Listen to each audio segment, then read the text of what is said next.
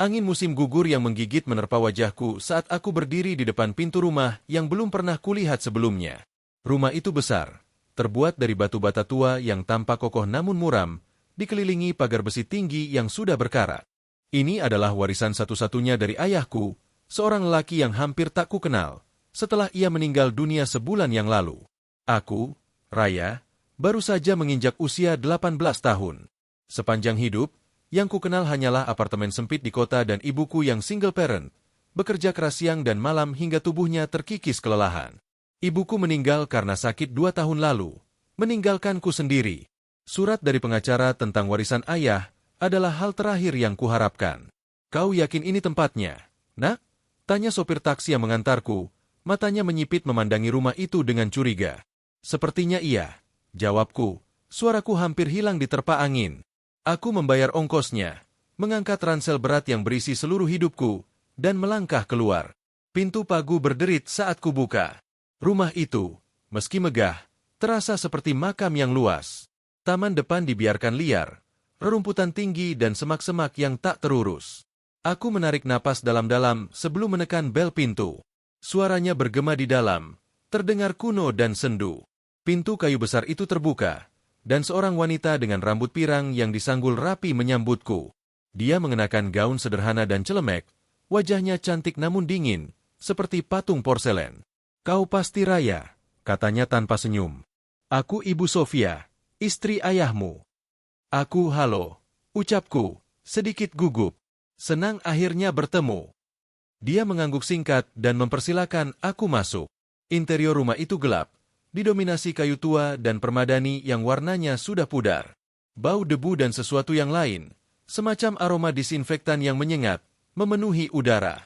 Yang lain sudah menunggumu di ruang keluarga, ujar Ibu Sofia, berjalan di depanku dengan langkah anggun namun tegas. Yang lain, tanyaku, kakak-kakak tirimu, Bima dan Dina. Aku sama sekali tidak tahu ayahku memiliki anak lain. Hatiku berdebar-debar, campur aduk antara harap dan cemas. Mungkin di sini, akhirnya, aku akan menemukan keluarga yang kudambakan. Sebuah tempat untuk disebut rumah. Ruang keluarga lebih luas dari yang kubayangkan. Sebuah perapian besar berdiri di satu sisi, namun tidak dinyalakan, membuat ruangan terasa lebih dingin. Di sebuah sofa kulit tua, duduk 2 orang. Seorang pria muda, mungkin pertengahan 20-an, dengan postur atletis dan rahang tegas. Dia mengenakan kaos hitam sederhana dan celana training, tapi ada aura berbahaya yang memancar darinya. Itu pasti Bima. Di sebelahnya, seorang gadis usiaku, mungkin sedikit lebih muda, sedang asyik memainkan ponselnya. Dia cantik, dengan mata tajam dan senyum tipis yang mengembang saat melihatku. Rambutnya hitam legam, dipotong sebahu. Jadi ini adik kecil kita, ucap Bima, suaranya dalam dan datar. Matanya menyapu tubuhku dari ujung kepala hingga kaki, seperti sedang menilai barang. Aku Dina, sahut gadis itu, menutup ponselnya. Selamat datang di rumah, Raya. Atau, harusnya ku bilang, selamat datang di rumah kita. Senyumnya tidak sampai ke matanya. Aku Raya, balasku, mencoba tersenyum. Senang bertemu kalian berdua. Tentu saja, gumam Bima, lalu kembali memandangi api palsu di perapian listrik. Ibu Sofia memintaku duduk. Ayahmu meninggalkan surat wasiat yang sangat jelas. Kau akan tinggal di sini, bersama kami. Ini adalah rumahmu sekarang. Hatiku berdesir haru. Mungkin di balik sikap dingin mereka, ada kehangatan yang menunggu untuk dicairkan. Terima kasih, bisikku. Aku tidak punya siapa-siapa lagi. Dina mendengus pelan. Kita semua punya cerita sedih, sayang. Tapi kau akan terbiasa. Mereka mengantarku ke kamarku di lantai 2. Kamarnya luas, dengan tempat tidur besar dan jendela yang menghadap ke taman belakang yang sama liarnya. Begitu pintu tertutup, aku membiarkan diriku jatuh di atas kasur. Aku lelah, bingung, tapi juga penuh harapan. Ini adalah awal yang baru. Hari-hari pertama berlalu dengan canggung. Aku seperti hantu yang berkeliaran di rumah besar itu. Bima hampir selalu pergi, entah kemana. Dina lebih sering mengurung diri di kamarnya, atau menerima telepon dengan suara berbisik. Ibu Sofia adalah sosok yang paling banyak berinteraksi, namun setiap percakapan terasa seperti interogasi yang disamarkan dengan sopan. Kau dan ibumu pasti sangat dekat, katanya suatu sore saat kami minum teh di dapur. Dia pasti wanita yang kuat, membesarkanmu sendirian. Aku, jawabku, hati-hati memilih kata. Kami punya cukup. Dan dia tidak pernah membicarakan ayahmu, sorot matanya tajam. Tidak banyak, hanya bahwa itu adalah masa lalu yang lebih baik dilupakan. Ibu Sofia tersenyum tipis. Bijaksana sekali. Suatu malam, aku terbangun karena haus. Aku turun ke dapur, berjalan dalam gelap yang sudah kuhafal. Saat melewati ruang kerja ayah, sebuah ruangan yang selalu terkunci, aku mendengar suara-suara berbisik. Penasaran, aku mendekat. Tidak bisa terus begini. Dia bertanya-tanya. Itu suara Ibu Sofia. Biarkan dia bertanya. Dia tidak akan tahu apa-apa. Balas Bima, suaranya keras dan tegas. Tapi dia tinggal di sini sekarang. Dia bagian dari ini, mau tidak mau, Seladina. Bagian dari apa? Geram Bima. Dia bukan apa-apa. Dia hanya seorang pengganggu yang kebetulan berbagi DNA dengan orang itu. Jantungku berdebar kencang. Orang itu? Apakah mereka membicarakan ayahku? Kita harus berhati-hati, desis Ibu Sofia. Dia mungkin terlihat polos, tapi kita tidak tahu isi kepalanya. Kita tidak bisa mengambil risiko. Ingat apa yang terjadi pada yang terakhir. Suara mereka kemudian berbisik lebih pelan, tak tertangkap lagi. Aku mundur pelan-pelan. Rasa hausku hilang digantikan oleh rasa takut yang menggigilkan. Apa yang terjadi pada yang terakhir? Siapakah yang terakhir itu? Sepekan kemudian, Bima mengajakku makan malam di luar. Aku terkejut, tapi juga senang. Mungkin ini adalah usaha darinya untuk menjalin ikatan.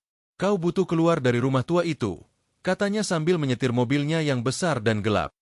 Bisa membuat gila, tinggal di sana terus. Rumahnya berkarakter. Jawabku, berusaha netral. Dia mendecakkan lidah. Itu satu cara untuk menyebutnya. Dia membawaku ke sebuah restoran steak yang nyaman. Untuk pertama kalinya, Bima terlihat lebih santai. Dia bercerita tentang pekerjaannya, sesuatu yang samar tentang manajemen aset dan penagihan hutang. Aku tidak bertanya lebih jauh. Aku hanya menikmati momen semi-normal ini. Kau tahu, ayah. Ujarnya tiba-tiba, memutar gelas anggurnya. Dia bukan pria yang baik, Raya. Aku diam. Menunggu. Dia punya banyak musuh. Banyak orang yang ingin melihatnya jatuh. Matanya memandangku. Kematiannya bukan kecelakaan mobil biasa. Kau tahu. Udara di paru-paruku seolah membeku. Apa maksudmu? Polisi menyebutnya kecelakaan. Tapi kami tahu lebih baik. Dia mencondongkan tubuh. Kadang, untuk bertahan hidup, sebuah keluarga harus melakukan hal-hal yang tidak menyenangkan. Kau mengerti? Aku mengangguk, tidak benar-benar mengerti, tapi takut untuk bertanya lebih lanjut. Keluarga adalah segalanya, Raya, katanya, dan untuk pertama kalinya, ada sedikit kehangatan palsu dalam suaranya. Kita melindungi satu sama lain, apapun yang terjadi. Pulang ke rumah, perasaanku campur aduk. Apakah Bima baru saja memperingatkanku? Atau mengancamku? Atau jangan-jangan, dia sedang berusaha melindungiku? Keanehan terus berlanjut. Suatu siang, aku membantu Ibu Sofia membereskan loteng. Di antara tumpukan barang-barang tua, sebuah koper kulit menarik perhatianku. Itu bukan milikku, dan berdasarkan gayanya, juga bukan milik Ibu Sofia atau yang lain. Koper siapa ini? Tanyaku. Ibu Sofia membeku. Wajahnya yang biasanya pucat menjadi semakin pucat. Itu milik seorang kerabat. Dia sudah pergi. Kemana? Dia pergi, hardiknya, lalu segera menenangkan diri. Maksudku, dia memutuskan untuk tinggal di tempat lain. Sekarang, tolong bawa koper ini dan taruh di gudang belakang. Gudang belakang adalah tempat yang kucoba hindari. Gelap, berdebu, dan baunya aneh. Tapi aku menuruti. Koper itu berat. Saat kuangkat, sesuatu di dalamnya bergeser, menghasilkan suara gemerisik yang aneh. Aku meletakkannya di gudang, tepat di sebelah sebuah meja kerja besar yang ditutupi terpal. Saat aku berbalik, mataku menangkap sesuatu yang membuat darahku membeku. Di sudut yang gelap, tergantung rapi di sebuah gantungan, ada beberapa jaket kulit. Jaket-jaket itu tampak mahal, Namun ada sesuatu yang salah dengan teksturnya. Warnanya tidak merata, terlihat lebih organik. Dan baunya mirip dengan aroma disinfektan menyengat yang selalu memenuhi rumah. Tapi kali ini, tercampur dengan sesuatu yang manis dan busuk. Apa ini? Pikirku. Jijik. Jaket kulit apa yang terbuat dari? Otakku menolak untuk menyelesaikan kalimat itu. Aku bergegas keluar dari gudang. Jantungku berdebar kencang. Jaket daging? Itu mustahil. Pasti hanya imajinasiku yang liar karena kelelahan dan ketegangan. Puncaknya terjadi 2 malam kemudian. Aku terbangun karena suara berisik dari bawah. Bukan lagi bisikan, tapi suara gesekan dan langkah kaki yang tergesa-gesa.